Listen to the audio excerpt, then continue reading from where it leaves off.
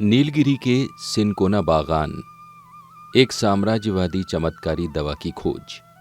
19वीं शताब्दी के मध्य में ब्रिटिश राज एक अदृश्य और घातक दुश्मन से जूझ रहा था। वह था मलेरिया। उपनिवेशिक अभिलेखों में अक्सर मृत्यु का दुखद चरमोत्कर्ष के रूप में वर्णित ये बीमारी आबादी की जीवन शक्ति को सोख रही थी। उस समय माना जाता था कि यह बीमारी भारतीय परिदृश्य की जहरीली हवाओं का प्रत्यक्ष परिणाम है। इसका एकमात्र प्रभावी उपचार सिनकोमा पेड़ की पेरुवियन छाल थी, जो सुदूर दक्षिण अमेरिका के इंडीज पर्वतमाला का मूल निवासी था। हालांकि इस छाल के आयात की अत्यधिक लागत और कमी ने इसे एक शाही विलासिता बना दिया था, जिसे राज्य करोड़ों पीड़ितों को उपलब्ध नहीं करा सकता था। भारत में सिनकोना उगाने की खोज आर्थिक वनस्पति विज्ञान और साम्राज्य के अस्तित्व के लिए एक महत्वपूर्ण मिशन बन गई।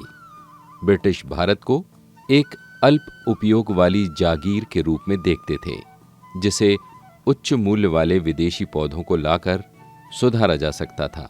सहारनपुर बॉटेनिकल गार्डन में जे फोवर्स राय जैसे सर्जन प्रकृतिवादियों के शुरुआती प्रयास विफल रहे, क्योंकि सिनकोना के नाजुक पौधे उत्तर भारत के वातावरण में जीवित नहीं रह सके।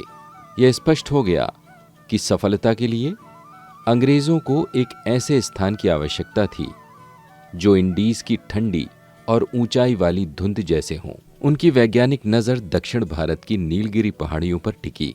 उपनिवेशिक कल्पना में नीलगिरी केवल पहाड़ नहीं थे, उन्हें समशीतोष्ण क्षेत्रों के रूप में परिभाषित किया गया था, जो तपते मैदानों से थके हुए यूरोपीय लोगों के लिए एक शारीरिक और आध्यात्मिक घर जैसा था।